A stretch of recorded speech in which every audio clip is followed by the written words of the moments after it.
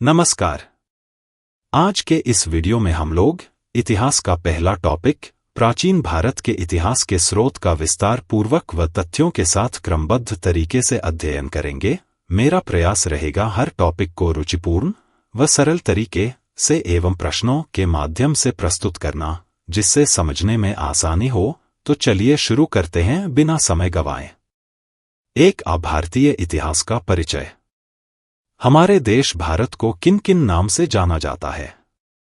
उत्तर, हमारे देश भारत का नामकरण ऋग्वैदिक काल के एक प्रतापी राजा भरत के नाम पर हुआ था। पूर्व में इसे आर्यों की भूमि होने के कारण आर्यावर्त भी कहा जाता था।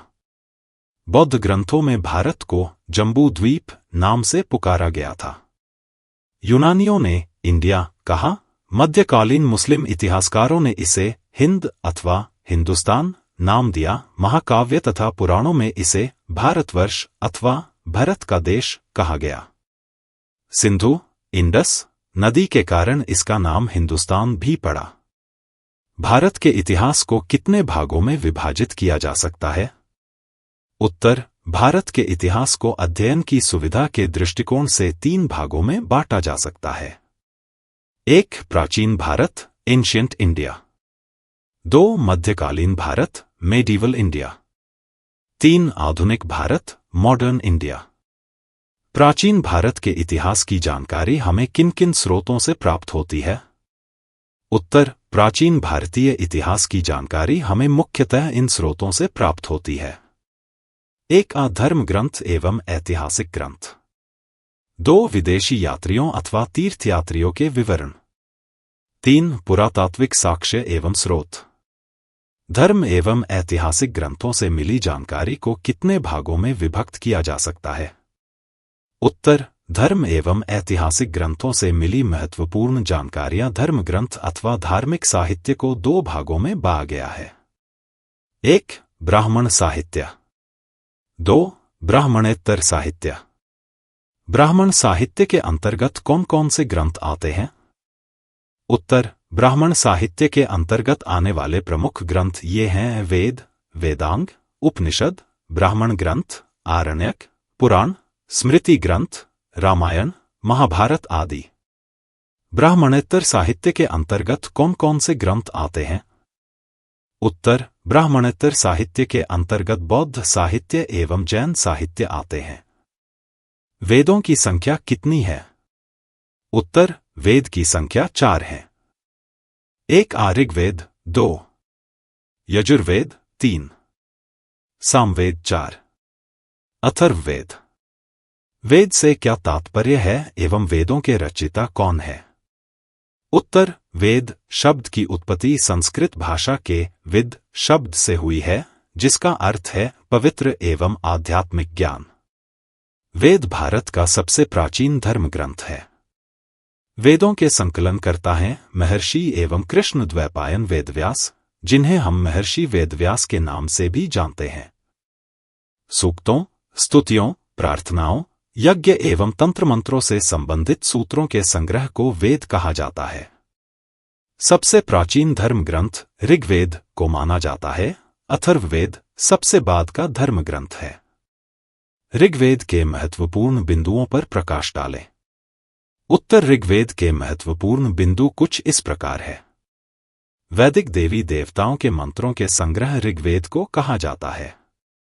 इसमें 8 अष्टक, 10 मंडल, 1028 सूक्त, भजन और 10,462 ऋचाएं मंत्र हैं। ऋग्वेद के ऋचाओं को पढ़ने वाले ऋषि होत्री कहलाते थे। वशिष्ठ, विश्वामित्र, भारद्वाज, वामदेव, अत्रि और गृत्समद ऋषि ऋग्वेद के पुरुष रचनाकार हैं। पौलोमी, शची, काक्षावृति, घोषा और शची नामक महिला ऋषियों ने भी ऋग्वेद की रचना में अपना महत्वपूर्ण योगदान दिया। तृतीय मंडल में प्रसिद्ध गायत्री मंत्र का उल्लेख है, जो सूर्य देवता को समर्पित है। इसकी रचना विश्वामित्र ने की थी। ऋग्वेद का रचनाकाल 1500 ईसा पूर्व से 1000 ईसा पूर्व माना जाता है। ऋग्वेद से हमें आर्यों के जीवन व्यवहार, राजनीतिक प्रणाली एवं तत्कालीन इतिहास की जानकारी मिलती है। ऋग्वेद के 10वें मंडल और पहले मंडल को अंत में जोड़ा गया है। 10वां मंडल के पुरुष सूक्त में चातुष्ववर्णीय समाज का जिक्र है। इसके अनुसार 4 वर्ण ब्राह्मण, क्षत्रिय, वैश्य और शूद्र ब्रह्मा जी के क्रमशः मुख, भुजाओं, जंघाओं और चरणों से उत्पन्न हुए। ऋग्वेद में समाज के चारों वर्णों के दायित्वों, व्यवसायों, सामाजिक जातिगत स्थितियों व विशेषाधिकारों एवं कर्तव्यों का स्पष्ट वर्णन है। ऋग्वेद की भाषा प्राक संस्कृत या वैदिक संस्कृत है। इसका उपवेद आयुर्वेद माना जाता है। ऋग्वेद के 8वें मंडल में हस्तलिखित ऋचाओं को खिल कहा जाता है। इसमें इंद्र के लिए 250 मंत्र एवं अग्नि के लिए 200 मंत्र मिलती हैं। गायत्री मंत्र ऋग्वेद का एक लोकप्रिय मंत्र है। वैदिक साहित्य में ऋग्वेद के बाद शतपथ ब्राह्मण का प्राचीन इतिहास के साधन के रूप में महत्वपूर्ण स्थान है। ऋग्वेद, सामवेद, यजुर्वेद और अथर्ववेद संहिता कहलाते हैं। संहिता का अर्थ संकलन होता है। ऋग्वेद के 2 ब्राह्मण ग्रंथ हैं, ऐत्रेय और कौशिकी, शंखायन। ऋग्वेद में ही वामनावतार के 3 पगों का आख्यान उल्लेखित है। यजुर्वेद में वर्णित महत्वपूर्ण बिंदुओं पर प्रकाश डालें। उत्तर: यजुर्वेद में वर्णित महत्वपूर्ण बिंदु। यजुर्वेद कर्मकांड प्रधान है, जो गद्य एवं पद्म दोनों में है। इसमें यज्ञों को उच्चारित करने वाले पुरोहित को अध्वर्यु कहा जाता था। यह 2 भागों में विभक्त है। 1. कृष्ण यजुर्वेद, 2. शुक्ल यजुर्वेद। इसमें प्रसिद्ध राजसूय यज्ञ और वाजपेय यज्ञ का विस्तृत वर्णन मिलता है। यजुर्वेद का उपवेद धनुर्वेद है, जो युद्ध कला से संबंधित है। मैत्रेयी संहिता कृष्ण यजुर्वेद की एक प्रमुख शाखा है, जो मुख्य रूप से 4 कांडों में विभक्त है और इसमें लगभग 2144 मंत्र हैं। सामवेद का अर्थ एवं उसके महत्वपूर्ण बिंदुओं को लिखें। उत्तर: साम का अर्थ है गान, अर्थात सामवेद गाई जा सकने वाली ऋचाओं, मंत्रों का संकलन है। इसे भारतीय संगीत का जनक भी कहा जाता है। सामवेद में 1549 ऋचाएं, मंत्र हैं। इसमें वर्णित देवता सविता या सूर्य हैं। सामवेद के मंत्रों के पाठकर्ता अथवा पुरोहित जो मंत्रों को उच्चारित करता था, उसे उद्गाता कहा जाता था। अथर्ववेद के महत्वपूर्ण बिंदुओं को लिखें। उत्तर: अथर्वा ऋषि द्वारा इस वेद के रचित होने से इसका नाम अथर्ववेद पड़ा। अथर्ववेद वेद के दूसरे दृष्टा थे आंगिरस ऋषि, जिस कारण से इसे अथर्वांगिरस वेद भी कहा गया। अथर्ववेद को भेषण वेद भी कहा गया। अथर्ववेद में 731 सूक्त, 20 अध्याय और प्रायः 6000 मंत्र मिलते हैं।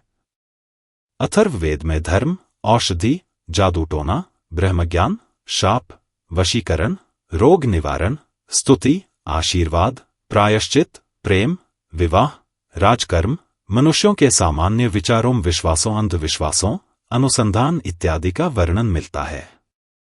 अथर्ववेद में सभा एवं समिति को प्रजापति की 2 पुत्रियां संबोधित किया गया है। अथर्ववेद में कुरुओं के राजा परीक्षित की तथा आर्य-नार्य समन्वय की चर्चा की गई है। वेदांगों की रचना क्यों की गई थी? उत्तर: वेदांगों की रचना ऋषियों ने वेदों को भली भांति प्रकार से समझने समझाने के लिए की थी। वेदांगों की संख्या कितनी है? उत्तर: वेदांगों की संख्या 6 है। 1. शिक्षा 2. कल्प 3. व्याकरण 4. निरुक्त 5. छंद 6. ज्योतिष। ब्राह्मण ग्रंथ वर्णित में महत्वपूर्ण बिंदुओं पर प्रकाश डालें। उत्तर: ब्राह्मण ग्रंथ वर्णित में महत्वपूर्ण बिंदु।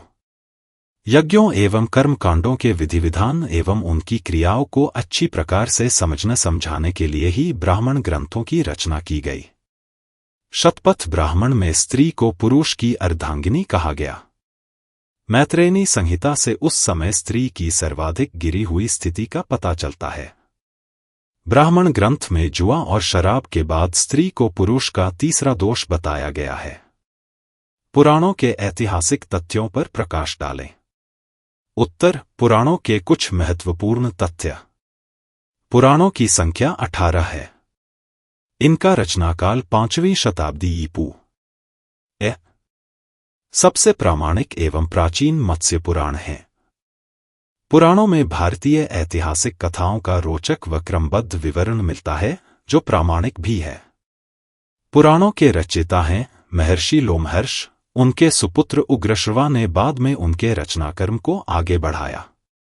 उन पुराणों का उल्लेख कीजिए जिसमें राजाओं की वंशावली पाई जाती है। उत्तर, इन 5 पुराणों में राजाओं की वंशावली पाई जाती है। 1. मत्स्य पुराण, आंध्र सातवाहन वंश। 2. विष्णु पुराण, मौर्य वंश।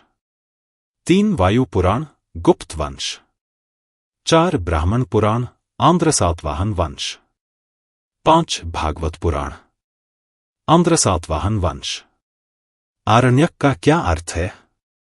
उत्तर, आरण्यक में रहस्यात्मक एवं दार्शनिक विषयों का विवरण मिलता है। यह ब्राह्मण साहित्य का अंतिम भाग माना जाता है।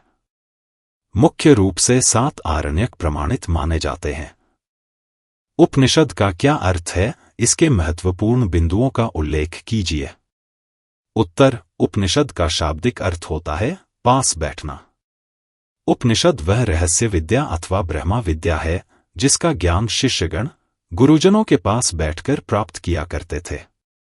उपनिषदों को अध्यात्म विद्या अथवा पराविद्या की भी संज्ञा दी जाती है। उपनिषदों की कुल संख्या 108 मानी जाती है, जबकि प्रामाणिक उपनिषदों की संख्या मात्र 12 मानी जाती है। मुंडकोपनिषद से ही हमारे देश भारत का आदर्श वाक्य सत्यमेव जयते प्राप्त किया गया है। सबसे बड़ा उपनिषद बृहदारण्योपनिषद है। प्रतिशाख्य वैदिक शिक्षा संबंधी प्राचीनतम साहित्य है। प्रमुख उपवेदों को लिखें। उत्तर, प्रमुख उपवेद 1, आयुर्वेद 2, धनुर्वेद 3, गंधर्ववेद 4, शिल्पवेद। स्मृतियों से जुड़े 5 महत्वपूर्ण तथ्यों का उल्लेख कीजिए। उत्तर, स्मृति ग्रंथों में सबसे प्राचीन एवं प्रामाणिक है मनुस्मृति। इसका रचनाकाल 200 ईपू से 100 ई माना जाता है। स्मृतियों की रचना वेदांग या सूत्रों के बाद हुई। मनुस्मृति के रचनाकार हैं भारुचि, गोविंदराज, कुल्लूक भट्ट, मेघातिथि। मनुस्मृति को शुंग काल के मानक ग्रंथ का दर्जा प्राप्त है। गुप्त काल के विषय में विस्तार पूर्वक जानकारी हमें नारद स्मृति से प्राप्त होती है। सूत्र से जुड़े महत्वपूर्ण तथ्यों का उल्लेख कीजिए। उत्तर, ईपू 6ठी शताब्दी के बाद तथा ई संवत के दौरान सूत्र साहित्य की रचना हुई। इसका उद्देश्य कम से कम शब्दों में अधिक से अधिक बात को कहने का प्रयास करना था। निरुक्त इसे वेदों का प्राचीनतम शब्दकोश, ओल्डेस्ट डिक्शनरी कहा जाता है। निघंटु वैदिक शब्दों का संकलन है, जिसका व्याख्या करने के लिए महाकवि यास्क ने 5वीं शताब्दी ईपू में निरुक्त की रचना की थी। उपनिषदों के दर्शन को कितने भागों में विभाजित किया गया है, उनके महत्वपूर्ण तथ्यों का उल्लेख कीजिए। उत्तर, ऋषिमहर्षियों ने उपनिषदों के दर्शन को 6 भागों में विभाजित किया है। ये 6 षड्दर्शन हैं। 1. पंतजलि का योग दर्शन। 2. कपिल का सांख्य दर्शन। 3. बादरायण का उत्तर मीमांसा। 4. कणाद का वैशेषिक दर्शन। 5. जैमिनी का पूर्व मीमांसा। 6. गौतम का न्याय दर्शन। षड्दर्शन के महत्वपूर्ण तथ्यों। अष्टाध्यायी को संस्कृत भाषा व्याकरण की प्रथम पुस्तक का सम्माननीय दर्जा प्राप्त है। इसके रचनाकार महर्षि पाणिनि हैं। अष्टाध्यायी पुस्तक से हमें मौर्ययुगीन एवं उसके पूर्व के इतिहास व मौर्यों के राजनीतिक व्यवस्था की जानकारी मिलती है। अष्टाध्यायी का रचनाकाल 400 ईपू माना जाता है। गार्गी संहिता एक ज्योतिष ग्रंथ है जो कात्यायन रचित है, जिससे हमें भारत पर होने वाले यवन आक्रमणों की जानकारी मिलती है। पंतजलि पुष्यमित्र शुंग के पुरोहित थे, जिनके द्वारा लिखित महाभाष्य से हमें शुंगों के इतिहास की जानकारी विस्तृत रूप में मिलती है। भारतवर्ष की प्राचीन महाकाव्य कौन कौन से हैं? उत्तर, भारतवर्ष के 2 सर्वाधिक प्राचीन महाकाव्य हैं। 1 रामायण, 2 महाभारत। प्रसिद्ध महाकाव्य रामायण की रचना से संबंधित तथ्यों का उल्लेख करें। उत्तर, प्रसिद्ध महाकाव्य रामायण के रचयिता हैं महर्षि वाल्मीकि। रामायण की रचना 5वीं सदी में संस्कृत भाषा में हुई थी। रामायण में आरंभ में 6000 श्लोक थे, जो बाद में 12000 और कालांतर में 24000 श्लोक हो गए। रामायण को चतुर्विशति साहस्त्री संहिता भी कहा गया है। प्रसिद्ध महाकाव्य महाभारत की रचना से संबंधित तथ्यों का उल्लेख करें। उत्तर, महाभारत के रचयिता हैं महर्षि वेदव्यास। आरंभ में महाभारत को जय संहिता भी कहा जाता था। इसका रचनाकाल 400 ईपू ए। महाभारत में मूलतः 8800 श्लोक थे, जब जय संहिता कहा जाता था। जब इसके श्लोकों की संख्या 24000 हो गई, तब इसका नाम भारत पड़ा। कालांतर में जब इसके श्लोकों की संख्या 24000 से बढ़कर 1 लाख हो गई, तब इसका नाम शतसहस्त्री संहिता और आखिरकार महाभारत हो गया। ब्राह्मणेतर साहित्य के कितने भाग हैं? उत्तर, ब्राह्मणेतर साहित्य के 2 भाग हैं। अ. बौद्ध साहित्य, बी. जैन साहित्य। बौद्ध साहित्य के महत्वपूर्ण तथ्यों का उल्लेख करें। उत्तर, बौद्ध ग्रंथों में सबसे प्राचीन ग्रंथ है त्रिपिटक। बौद्ध ग्रंथों की संख्या 3 है। 1 सुत्त पिटक, 2 विनय पिटक और 3 अभिधम्म पिटक। 1 सुत्त पिटक महात्मा बुद्ध के धार्मिक विचारों और उपदेशों का सार संग्रह है। इसे त्रिपिटकों में श्रेष्ठ का दर्जा प्राप्त है।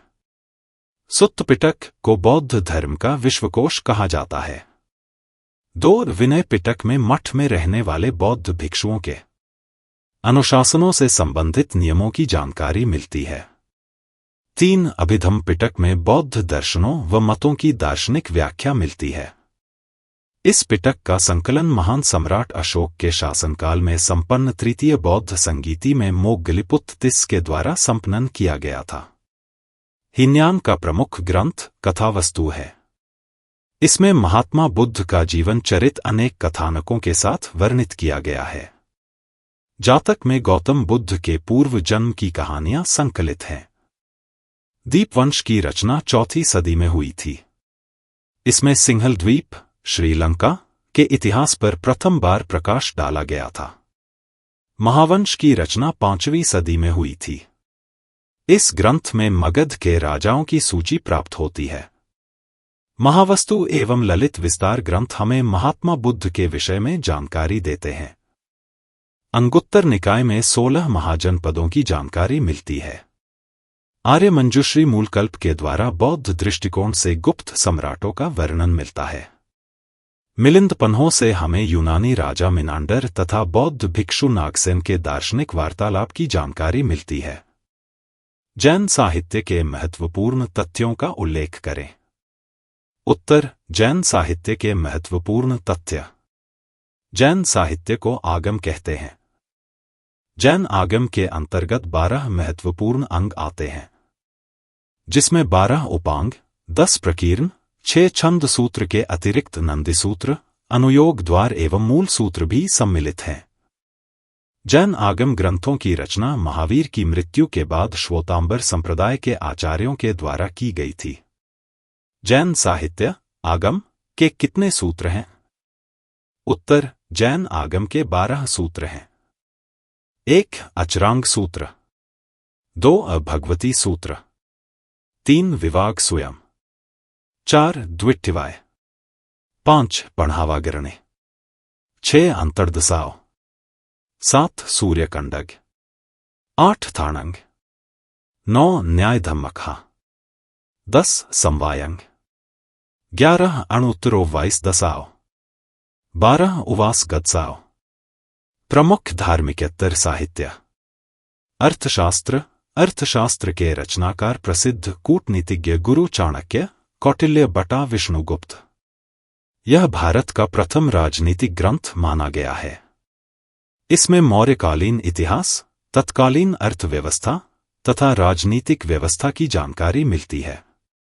इसमें 15 अधिकरणों, भाग एवं 180 प्रकरणों, उपभाग है। मुद्रा राक्षस के रचनाकार विशाख दत्त है। इसमें मौर्यकालीन इतिहास की जानकारी मिलती है। हर्षचरित के रचनाकार वाणभट्ट है। इसमें राजा हर्षवर्धन के बारे में विस्तृत वर्णन है। अष्टाध्यायी के रचनाकार पाणिनि है। यह संस्कृत भाषा व्याकरण की प्रथम पुस्तक है। अष्टाध्यायी से मौर्य काल के पहले का इतिहास तथा मौर्ययुगीन राजनीतिक व्यवस्था की जानकारी मिलती है। विक्रमांक देवचरित के रचनाकार विल्हण है। विक्रमांक देवचरित से हमें चालुक्य नरेश विक्रमादित्य के संबंध में जानकारी मिलती है। राजतरंगिणी के रचनाकार कल्हण है। इस पुस्तक के माध्यम से संस्कृत साहित्य में ऐतिहासिक घटनाओं को क्रमबद्ध ढंग से समेटने का प्रथम प्रयास किया गया था। राजतरंगिणी कश्मीर के इतिहास पर भी प्रकाश डालता है। महाभाष्य के रचनाकार पंतजलि है, जो पुष्यमित्र शुंग के पुरोहित भी थे। इस पुस्तक में शुंग वंश के इतिहास का वृत्तांत है। गार्गी संहिता की रचना प्रथम शताब्दी में हुई। इसमें भारत पर यूनानी आक्रमण का जिक्र मिलता है। रघुवंशम और विशाख दत्त के रचनाकार कालिदास है। इस पुस्तक में गुप्त वंश के इतिहास का वर्णन किया गया है। मृच्छकटिकम के रचनाकार शूद्रक है। इस पुस्तक में गुप्तकालीन सांस्कृतिक इतिहास का जिक्र मिलता है। स्वप्नवासवदत्तम के रचयिता महाकवि भास है। इस पुस्तक के माध्यम से हमें वत्सराज उद्यान के विषय में जानकारी मिलती है। मालविकाग्निमित्रम की रचना महाकवि कालिदास ने 4वीं शताब्दी में की थी, जिसमें शुंग वंश के इतिहास पर प्रकाश डाला गया है। कुछ प्रमुख यूनानी रोमन लेखक जिनके द्वारा भारत की इतिहास की जानकारी प्राप्त होती है। टेसियस ईरान का राजवैद्य था। इनका विवरण भारत के संबंध आश्चर्यजनक कहानियों से परिपूर्ण होने के कारण अविश्वसनीय है। हेरोडोटस को इतिहास का पिता कहा जाता है। हेरोडोटस ने अपनी पुस्तक हिस्टोरिका 5वीं शताब्दी ईसा पूर्व लिखी। इन्होंने अपनी पुस्तक हिस्टोरिकल में भारत फारसी ईरान संबंधों का जिक्र किया। निरयाकस, आनेसिक्रेटस तथा आरिस्टोबुलस, यह सभी सिकंदर के साथ भारत आए थे। इनके विवरण अधिक विश्वसनीय और प्रामाणिक हैं। मेगास्थनीज सेल्यूकस निकेटर का राजदूत था, जो चंद्रगुप्त मौर्य के राज दरबार में आया था। इसने अपनी पुस्तक इंडिका में मौर्य युगीन समाज एवं संस्कृति के जिक्र किया है। डाइमेकस सीरियन राजा आंतियोकस का राजदूत था। यह बिंदुसार के राज दरबार में आया था। इसका विवरण भी मौर्य युग से संबंधित है। डायोनिसियस मिस्र के राजा टॉलमी फिलेडेल्फस का राजदूत था। यह अशोक के राज दरबार में आया था। टॉलमी ने 2री शताब्दी में भारत का भूगोल नामक पुस्तक लिखी। प्लिनी ने प्रथम शताब्दी में नेचुरल हिस्ट्री नामक पुस्तक लिखी। इस पुस्तक में भारतीय पशुओं, पेड़ पौधों, खनिज पदार्थों आदि के बारे में जिक्र है। पेरिप्लस ऑफ द इरिनियन सी नामक पुस्तक में लेखक द्वारा उस समय के भारत के बंदरगाहों तथा व्यापारिक वस्तुओं के बारे में जानकारी दी गई है। प्रमुख चीनी लेखकों के नाम जिन्होंने भारत के इतिहास का अपनी पुस्तकों में उल्लेख किया। फाहियान बौद्ध अनुयायी थे। वे बौद्ध तीर्थों का दर्शन करने तथा बौद्ध धर्म का अध्ययन करने भारत आए थे। फाहियान 14 वर्ष तक भारत में रहा। फाहियान 5वीं सदी के प्रारंभ में चंद्रगुप्त द्वितीय विक्रमादित्य के समय भारत आया था। उन्होंने तत्कालीन सामाजिक, आर्थिक, धार्मिक स्थिति का जिक्र किया था। वेनसांग, युवान च्वांग, वेनसांग बौद्ध अनुयायी थे। वे बौद्ध तीर्थों का दर्शन करने तथा बौद्ध धर्म का अध्ययन करने भारत आए थे। वेनसांग की भारत यात्रा का वृतांत सियूकी नाम से प्रचलित है, जिसमें 138 देशों का विवरण विस्तार पूर्वक मिलता है। वेनसांग को प्रिंस ऑफ पिलग्रिम्स कहा जाता है। चीनी यात्रियों में सर्वाधिक महत्व वेनसांग बटा युवानचवांग का ही है। इत्सिंग इत्सिंग 7वीं सदी के अंत में भारत आया था। वह बहुत समय तक विक्रमशिला एवं नालंदा विश्वविद्यालयों में रहा।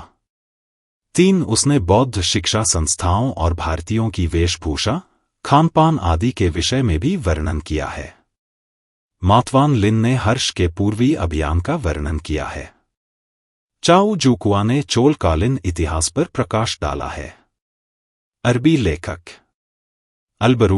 अलबरूनी 11वीं शताब्दी में आक्रमणकारी महमूद गजनवी के साथ भारत आया था।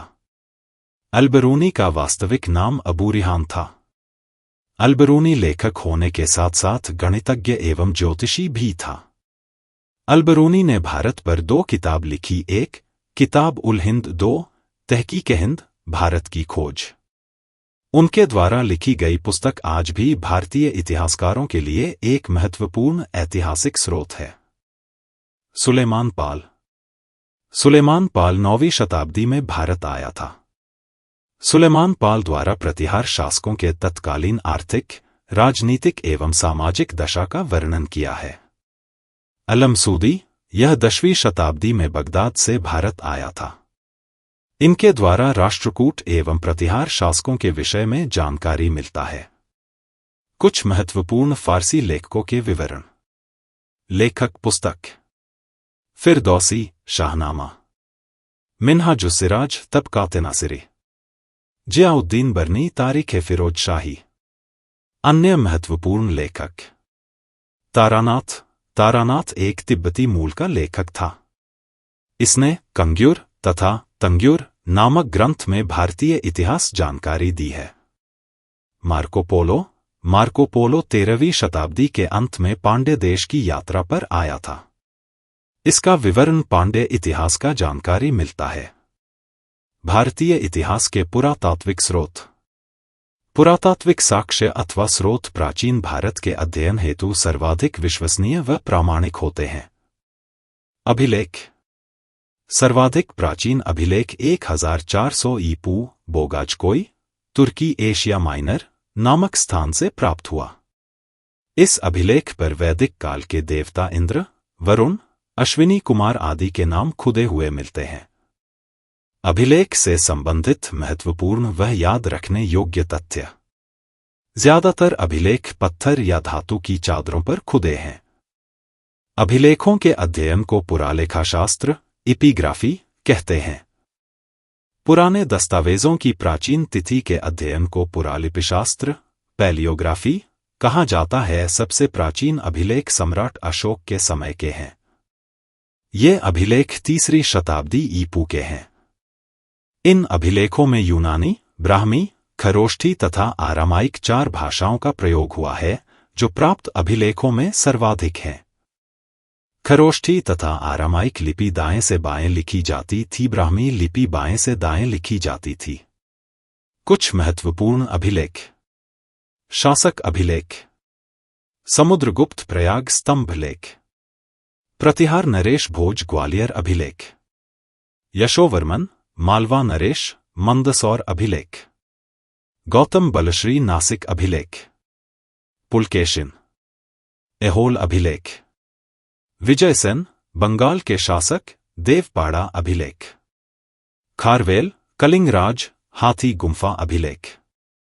स्कंदगुप्त भित्री एवं जूनागढ़ अभिलेख। रुद्रदामन जूनागढ़ गिरनार अभिलेख। महत्वपूर्ण तथ्य। भारतवर्ष शब्द का उल्लेख सर्वप्रथम कलिंगराज खारवेल के हाथी गुम्फा अभिलेख में खुदा हुआ मिलता है।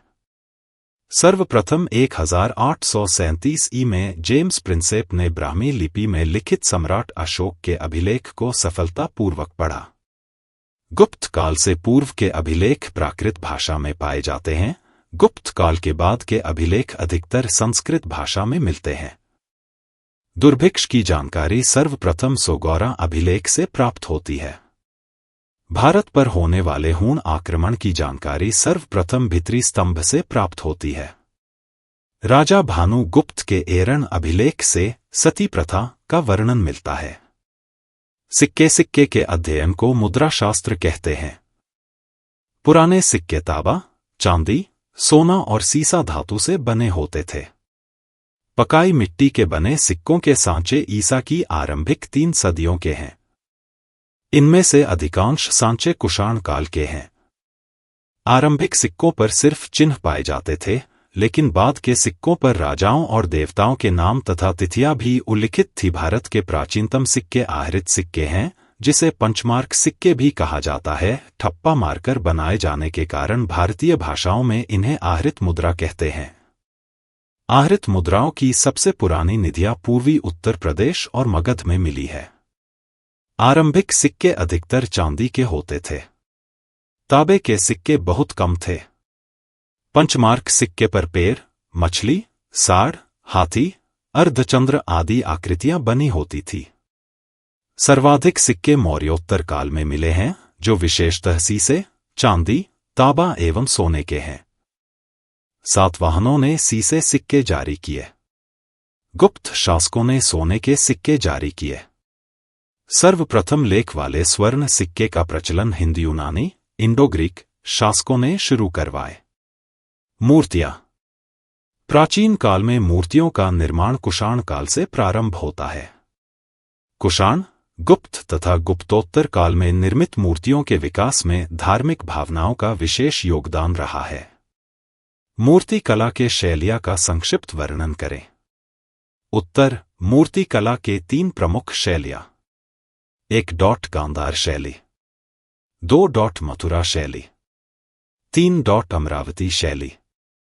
गांधार शैली आधुनिक पेशावर और अफगानिस्तान के निकट पंजाब की पश्चिमी सीमाओं से सटे हिस्से में गांधार कला शैली का विकास हुआ।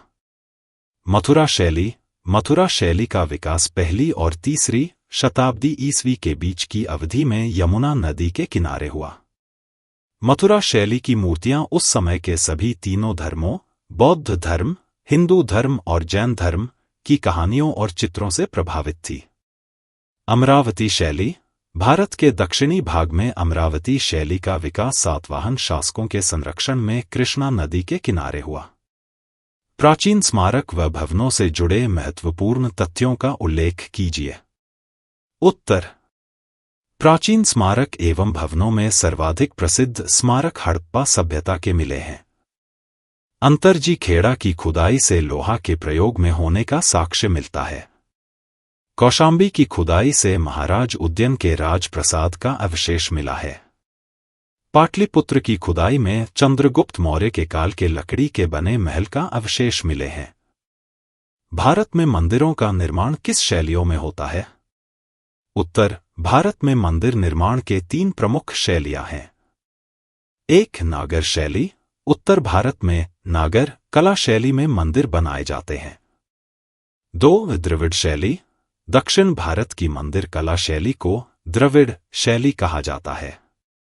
3. बेसर शैली। मध्य भारत के मंदिर की कला शैली को बेसर शैली कहा जाता है। अगर आपको आज का ये वीडियो पसंद आया तो इसे अपने दोस्तों के साथ शेयर करें और चैनल को सब्सक्राइब करना न भूलें। मिलते हैं अगली क्लास में, तब तक के लिए पढ़ते रहिए और आगे बढ़ते रहिए।